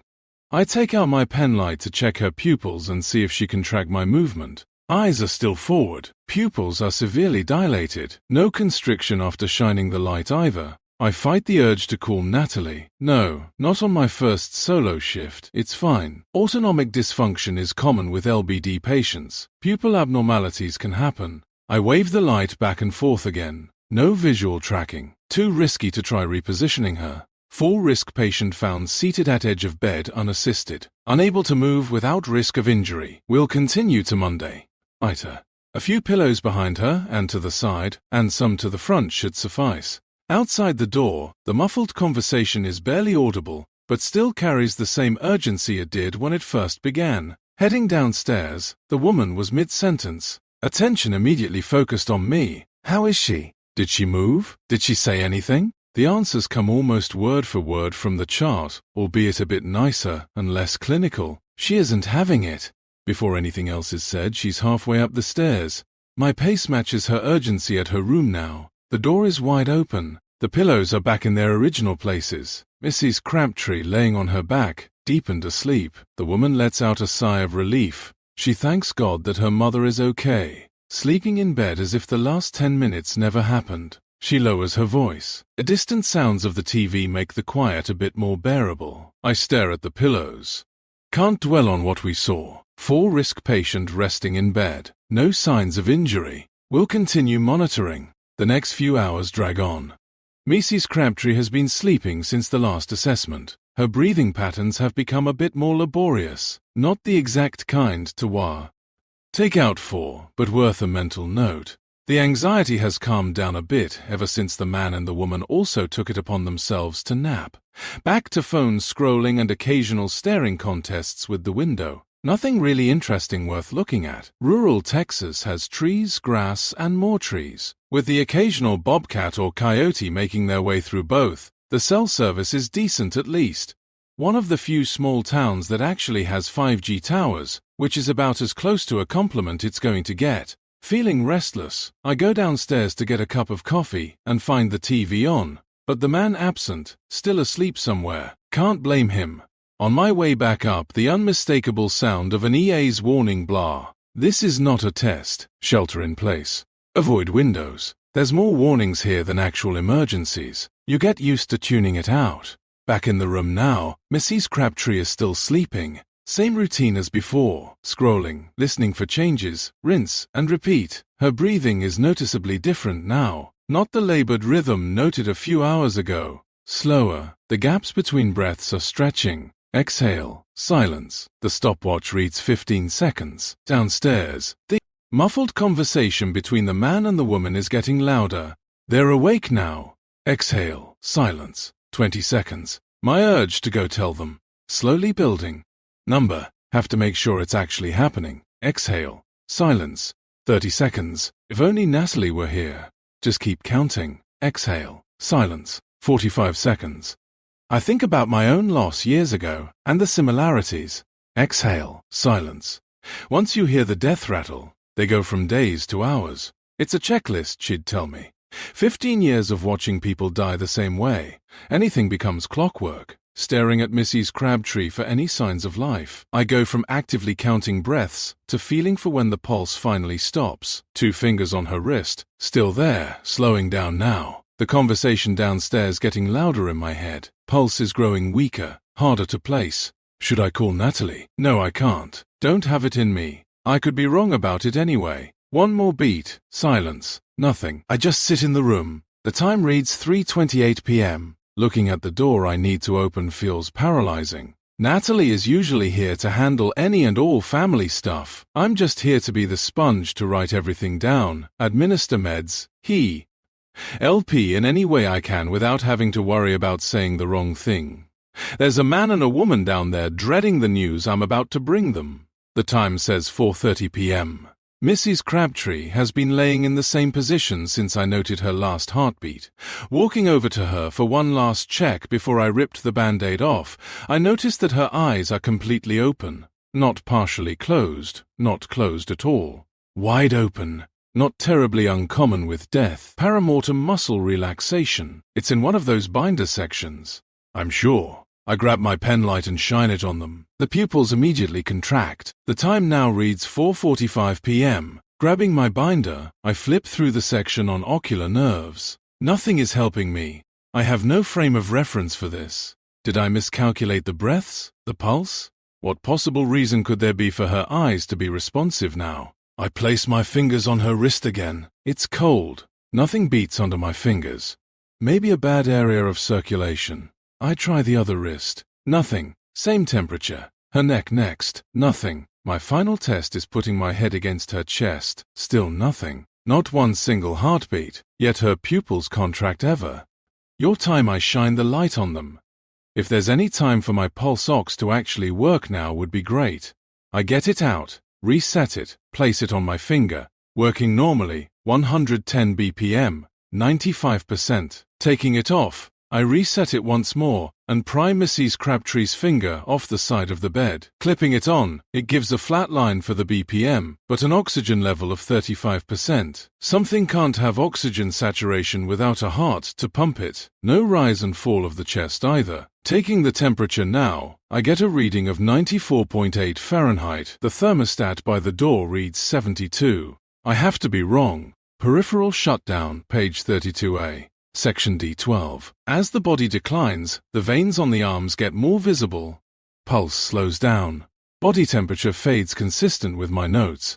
A sudden knock on the door. The man and the woman must have heard the rapid shuffling of feet, and the time I thought I had to rationalize everything happening in their absence has come to an abrupt end. In front of me is a patient that defies explanation. Behind me is a family waiting for one. As the door opens, the old woman lay motionless in her bed, eyes now closed once again, no pulse to account for, no signs of life. I tell the woman in the doorway that her mother's vitals are about the same as when she took her nap earlier. She asks me if her mother said anything. I tell her no, that she's being quiet. The woman pauses and stares into me. I've seen that exact look from Natalie. Without saying anything, she makes up a line for her mother. She grabs her hand. It's cold, but she's always cold now, stiff. But her arthritic hands haven't been any different. She looks over to me, teary-eyed, asking how much longer she has. I don't answer. The woman doesn't wait for one. She steps out, the sound of her feet descending the stairs once more. Alone in the room again. Her chest is rising and falling, agonal breathing. Seen this many times in the ER, especially with cardiac arrest patients. The body hasn't caught up yet. Doesn't mean she's alive, but that happens when someone drops suddenly, not gradually. A heart attack, trauma, not someone who's been declining for months. Her heart didn't stop without warning. It wound down, not the same thing. Have to get back to charting. Patient resting comfortably. Vitals obtained. Blood pressure unable to obtain due to patient positioning. Respirations shallow and irregular. Will come on. Continue monitoring. Just as I finish writing, one of her fingers is moving, tensing and flexing back and forth. Only one, the index finger on her right hand. The same one that gave me a flat line with an oxygen level of 35%. It happens on the other hand, index finger flexing back and forth. Her eyes are still closed. The chest has stopped moving again. The movement of her fingers on her right hand is now a fluttering motion, perfectly in sync with her left. 10 minutes pass. The fingers haven't stopped. Every time I glance at her, the motion is still there. Steady, synchronized. Can't dwell on it. Chart needs finishing. Fine motor tremors noticed in bilateral index fingers. Consistent with LBD symptomatology. Fine motor tremor. No other changes noted. Will continue to monitor. Time for another neurological assessment. I grab my pen light to check the pupils again, expecting to have to lift her eyelids. Nope. Open. Constricting pupils just like before, but no other movement to note. Moving the light back and forth horizontally yields nothing. Still looking ahead. Moving the pen vertically is when the eyes lock onto the light. The time now reads 5:02 p.m. I don't know how long I've been standing here or when exactly I put the pen light away, but it's now in the pocket of my binder. My first instinct is to open it, flip the page that has all the answers. The hum of the air conditioner is loud now. Looking down at the old woman again. Her eyes are still open, fixated on the area where the pen light was shining from. Eyes not moving. Checking her pupils again with the pen light. The vertical track from earlier gone. Not tracking vertically or horizontally now. Eyes still in the same general direction they were. Pupils are contracting again when the light hits. This time at the exact same rate. Both returning to the exact same size. Like watching two camera angles sync together. Her fingers start back up, moving faster with both sets flexing and twitching in a choppy glitch-like rhythm. Arms are motionless at her sides. The wrists turn toward me. I take a step back, my eyes watching her hands. I nearly trip on the chair behind me. She stops. Everything does. My phone vibrating cuts through the silence. Natalie, hey, just checking in. My bad about today. I couldn't stop throwing up last night and I woke up with like a fever of 103. Throat is killing me too. How's Crabtree doing? She's doing okay. Me? No, you're fine. It's been all right here. She's been very quiet. Not a whole lot changed since last time. Laugh out loud. Oh, okay. Good to hear. How's Jake and Allison? Jake and Allison? I type back. They're coping in their own way, I think. Jake has been glued to the TV most of the day. And Allison has come up to check a few times, but she's been sleeping, so not a whole lot of back and forth conversation going on. And then she replies, she mentioned any changes before you got there, or was she awake yet? Me, just that she's been moving irregularly, muscle spasms, repeated hand motions, that sort of thing, consistent with LBD symptoms so far. Natalie, you notice anything weird about her breathing yet? Her heart rate, me only slightly. When I took vitals earlier, everything was pretty normal. Heart rate's a bit slower from time to time. About as normal as it can be for what's happening, I guess. Natalie, that fits. If you need anything, let me know, okay? I'm going to try and get more sleep, but don't feel bad for waking me up if you have any questions. Also, be careful when you leave. The roads are backed up really bad right now. Me. Thanks a lot, and I.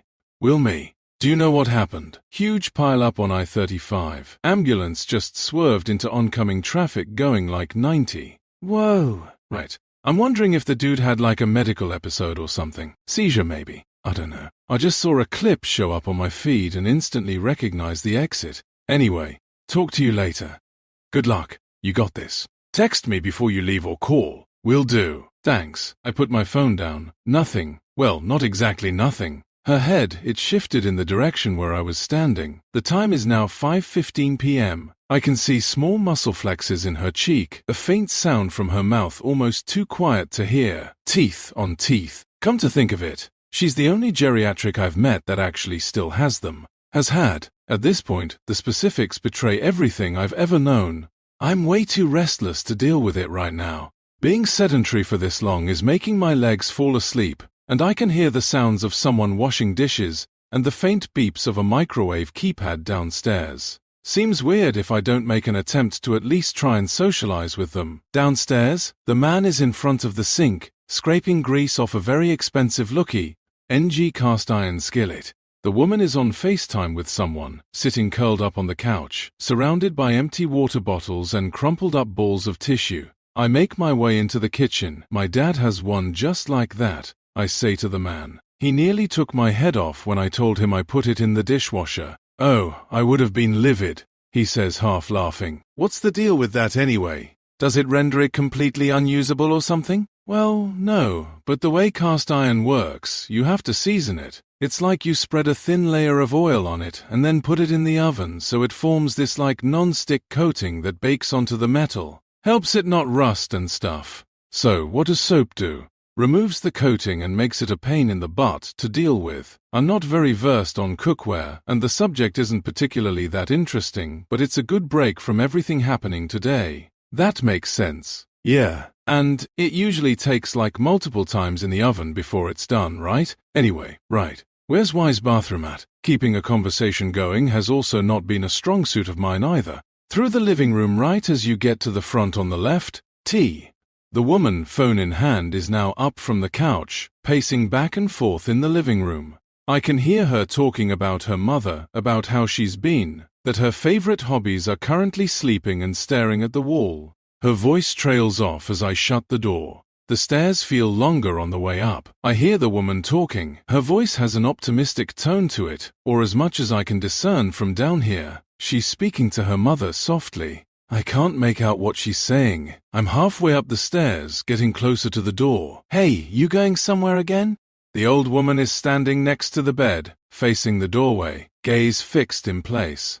You can hear me, right, Mom? I'm right here. Mrs. Crabtree. What you doing, hun? Can you tell me what's going on? I know she can't, but it helps keep up appearances if I at least entertain the idea. She keeps turning her head every time I move around, hasn't moved a muscle otherwise. Was she doing anything like this earlier?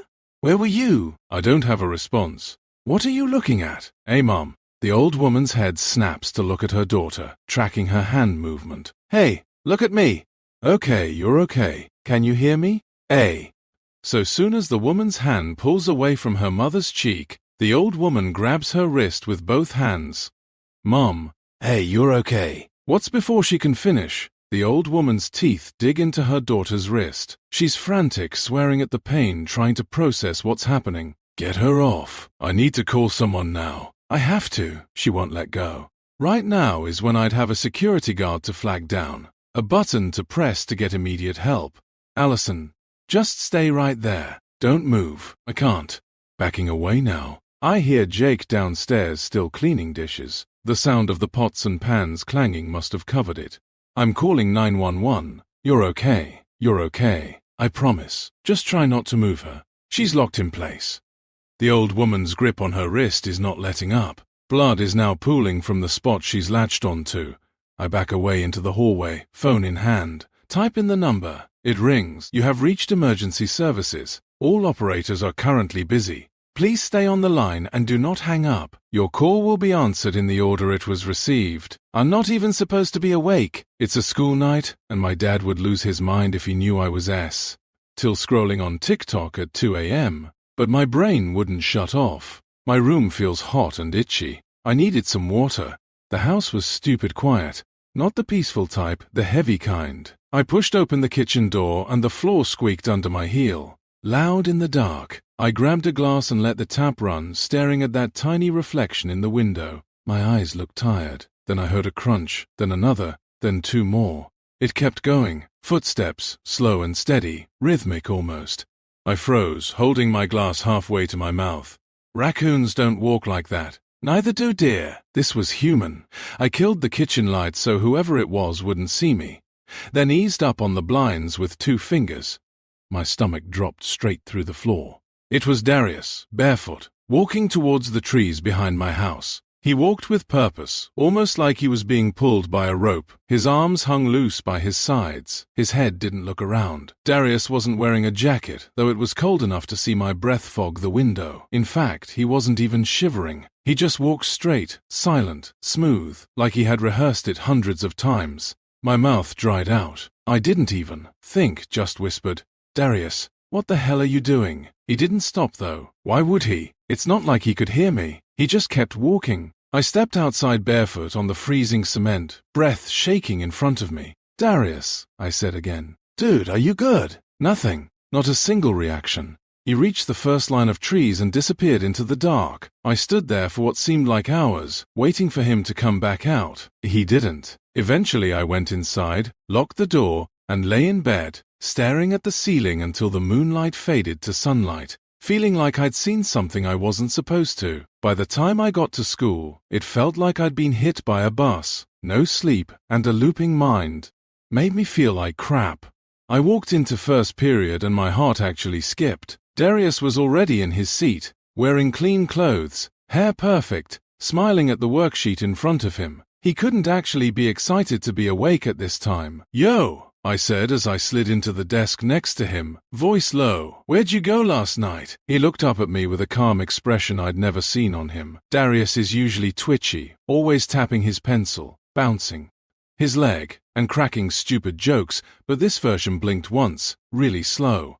"What do you mean?" he said. "I went to bed early. You were outside my house," I said. "Like at 2. He tilted his head like a confused dog. "I wasn't anywhere near your house, Malcolm." He said it so logically, so politely, I almost doubted myself. Almost. The weirdness didn't stop there. At lunch, this girl named Maya, who literally had a whole EpiPen situation because she's allergic to strawberries, sat down with a yogurt cup that had bright red chunks in it. Her friend said, "Maya, isn't that dangerous for you?" Maya just smiled with a distant look and said, "Are you calling me fat?" She said it jokingly. In my memory, she had never made a funny joke before. This was out of character, but then she ate it like nothing was wrong. In third period, my math teacher gave a whole explanation about linear quotations without blinking, not once. I stared at her eyes the whole time. They stayed still, glass-like, terrifying. By the time the final bell rang, I felt like my brain was unspooling. My shirt felt too tight. My hands were shaking. My heart wouldn't slow down. I kept thinking about Darius disappearing into the woods and coming back out like nothing happened, like someone pressed reset on him. I ended the day whispering to myself, "What the hell is happening?" And for the first time in my entire life, other than when my uncle was staying over, I was scared to go home. I actually slept. Not great sleep, the kind where you wake up 10 times and your dreams feel like blurry static, but enough that my head wasn't pulsating anymore. When I opened my eyes, sunlight was leaking through my blinds in these soft yellow bars. I almost convinced myself that yesterday didn't happen, that maybe I was tired, hallucinating, being dramatic. But then I remembered how Darius walked, the bare feet, the blank face, and the weird things at school. It all piled into my chest. I needed answers. I couldn't sit in my room scrolling on TikTok all day, pretending nothing happened. So, I got dressed, grabbed a hoodie, and decided to go back towards the woods, not the spot behind my house. I didn't want to see Darius again. I went the other direction, deep past the creek, then past the hiking trail as far as my legs would take me. The woods felt corrupt the further I walked, quiet, dead quiet. No birds, no crunch of animals, just my own breathing and the wind brushing through branches.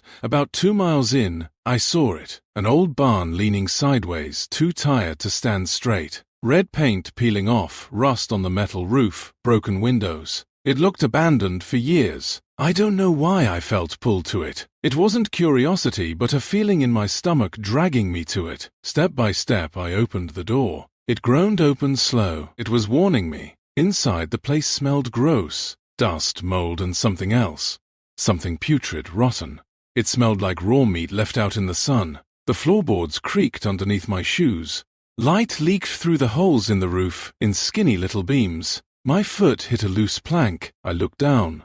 The board shifted and the smell got 10 times worse. I crouched down and pried it up with my fingers, even though everything in my brain screams, "Stop!" The wood broke surprisingly easily, like someone had opened it before. I lifted the plank and I saw faces. People stacked like trash bags, grey skin, twisted arms, half covered in dirt, eyes open on some, closed on others. I recognized some immediately. Maya, hair still in a bun but her skin pale and sunken, her lips blue. Darius. The real Darius.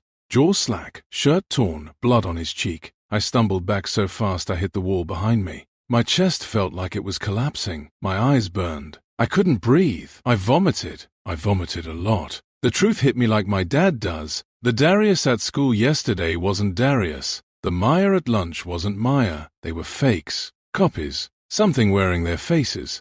I wanted to run, but before my body could move, footsteps right outside the barn. Heavy, slow. I froze. Someone was here. I dropped to the ground and crawled behind an old metal feeding trough. My heart was beating so loud, I was convinced whoever it was could hear it. The barn door creaked open. A man walked in, tall, wearing dirty jeans, mud up his legs. His shoulders were hunched, head hung low, shaking slightly like he was trying to fight off a migraine. I didn't recognize him. He walked to the center of the barn, stood perfectly still, lifted his head toward the ceiling, reached into his jacket, and in an instant, he held a gun in his hands. My hand was shaking so hard it hit the trough with a tiny ding. The man turned in my direction. He spotted me instantly. We made eye contact. He put the goo end to his temple, and with a tear rolling down his cheek, he collapsed. My ears rung. I slapped my hand over my mouth, tears filling my eyes. I wanted to scream, but I couldn't move, couldn't breathe because the worst part hadn't even started yet. The man's body twitched. At first, just a little, then violently. Something was waking up beneath his skin. His chest expanded unnaturally, stretching the skin tight. His stomach started bulging upward. Then it grew a mass black-red, wet, pulsating like a heart. It pushed up through his throat, through the hole in his skull, and out of his mouth, out of his eyes, stretching them until they tore. I clamped both hands over my mouth to keep from gagging. The mass kept growing, then began to shift. Bones formed inside of it, snapping into place. Skin stretched into the new shape. Hair sprouted. Then, standing over the man's corpse was a perfect copy of him. Same height, same face, same haircut, same everything except its eyes. His eyes were so still, so clean, like a baby's eyes straight out of the womb. The copy wiped a smear of blood from his cheek with mechanical calm. It undressed the corpse, replacing its naked body with the blood-stained clothes of the dead man. Then it grabbed the dead man by the wrist, dragged him to the hole in the floorboards, and shoved him inside, right next to Maya, next to Darius, next to the others. It pressed the plank back in place.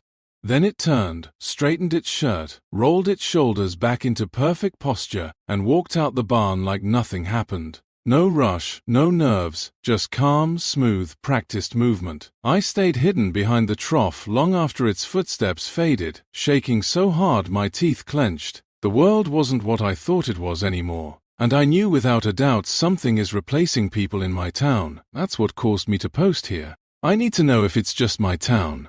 If you can see this post, please let me know if my town is the only one. I'm scared the world will never be the same. I washed my face with cold water, letting it run longer than necessary. The hostile mirror was cheap and water-spotted, but it had always been sufficient. I looked up and froze. Black spots modeled my reflection, spreading like ink bleeding into water. My eyes were darker, sharper. The reflection spoke. Disappointed. 12 weeks earlier, I had arrived at the institute to study physics.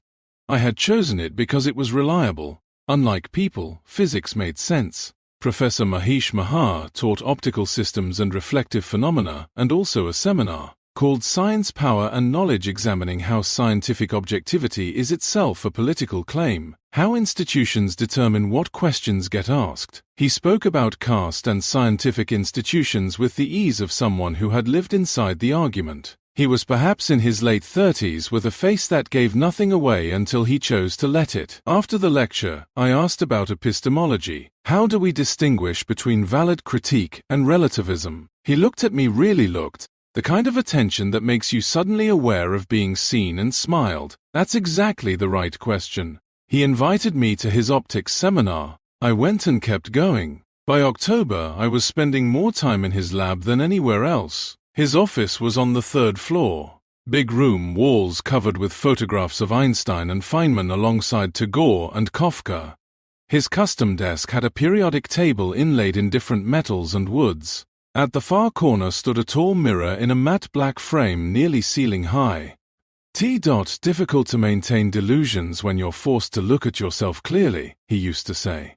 I thought that was profound. In November, he asked me to assist with his research. Partial reflection and layered optical systems, technically complex, requiring careful calibration. I can't pay you yet. Grant funding is complicated, but co-authoring would be invaluable.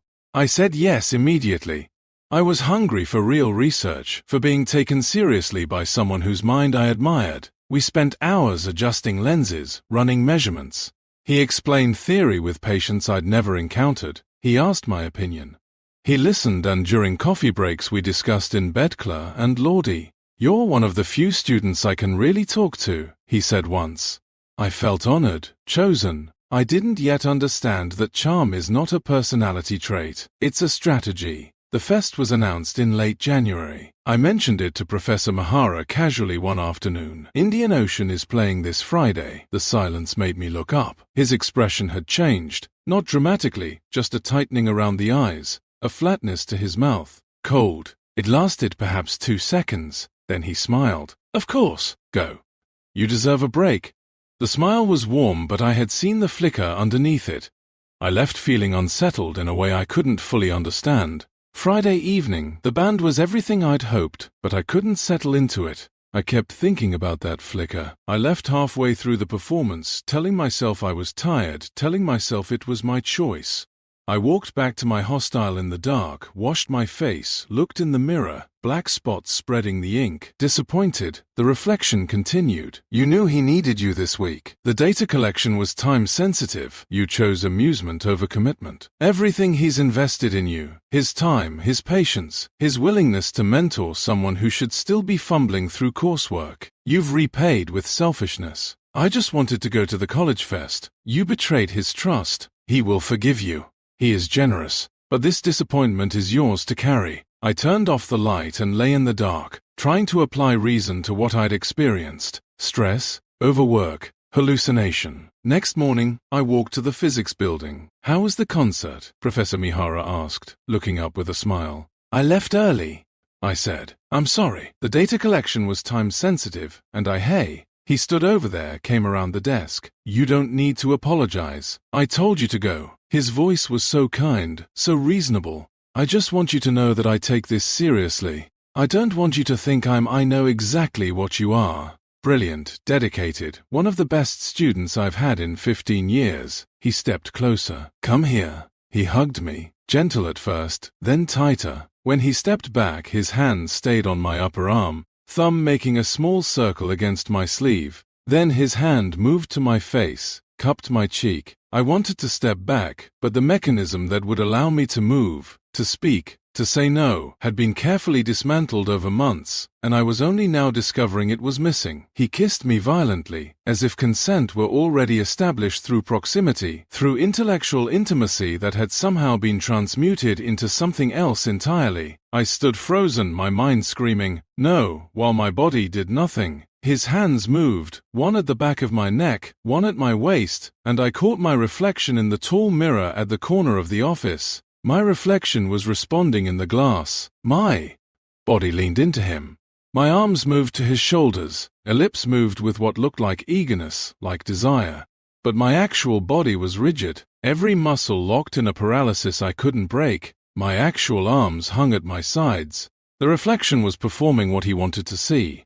The response that would confirm his narrative, that this was mutual, that I had wanted this. And everything he'd built over months was paying off exactly as planned. He pulled back slightly, searching my face, then looked past me at the mirror. What he saw there satisfied him completely. I opened my mouth, tried to form words. What came out was, "I should go." Not like a refusal, not like anything that would make him stop. "Are you okay?" "I have work to do." He smiled. "Don't overthink this. What we have is rare. Don't let fear ruin it." At the exit, I glanced back. In the mirror, my reflection stood a moment longer, looked at him, smiled, satisfied, before turning to follow me out. Back in my hostile room, I turned the shower to scalding and stood under it, fully dressed, peeled off my clothes as the water burned my skin. I scrubbed until the skin was raw and red, but I couldn't scrub off what I was trying to see. Lean. I sat in front of the mirror afterwards. The black spots had returned, darker now. "Did you really think you could say no after everything? You went to his office alone, stayed late, shared your vulnerabilities. You built intimacy, and now you're surprised. You didn't say no. You didn't push him away. You stood there. You let it happen. Stop, I whispered. Then what were you doing? I screamed, a sound that tore from somewhere deep in my chest that rattled the thin door. My roommate, Alicia, burst in, scanning for visible damage. I turned. The mirror behind me showed 2 worried faces. Normal. No black spots, no shadows, just a 19-year-old girl with wet hair and skin rubbed raw. You've been working too hard, Alicia said. Firm but kind. Come on, you need to eat. And tomorrow I am taking you to see Dr. Kappa. Dr. Kappa's office was quiet. Plants in every corner, soft afternoon lights. Tell me what's been happening. I tried. The mirror, the black spots, the voice. Professor Mahara, and what had happened in his office, and the way my reflection had responded when I hadn't. But every time I got close to saying plainly what had happened, the words dissolved, as if something physical was blocking them. After 3 sessions, Dr. Kappa gently suggested I take time away. Go home for 2 months. Let yourself rest. The university will be here when you get back. I took the leave, went home to Kolkata, slept, ate, and slowly, carefully started doing physics again. Not for anyone, not to prove anything. Just for myself. Clean thinking that was still mine. Something returned. Not all at once, but it came back. A sense of my own mind as a distinct thing with edges. One morning, I caught myself in the mirror and stopped. The black spots were fading, not gone, but thinner, receding like a stain, being slowly drawn out of cloth. My reflection looked at me. I looked back. For the first time in weeks, we appeared to be in sync. 3 weeks in, a shape appeared behind me in the glass. Faint at first. A woman. I spun around. Empty room. She kept appearing, grew more distinct each time. A young woman, thin, dark hair and skin covered with black spots. I sat deliberately in front of the mirror one morning and waited. She appeared behind my left shoulder. I see you, I said quietly. She lifted her head, tried speaking, but managed only one word. Help. I found her on the university website. Ria Manon, 2nd year, research assistant under Professor M. Maharan. Of course she was. I wrote her an email that night. I know this will sound strange. I just want you to know that someone who has been where you are exists and got out. You can reply or not.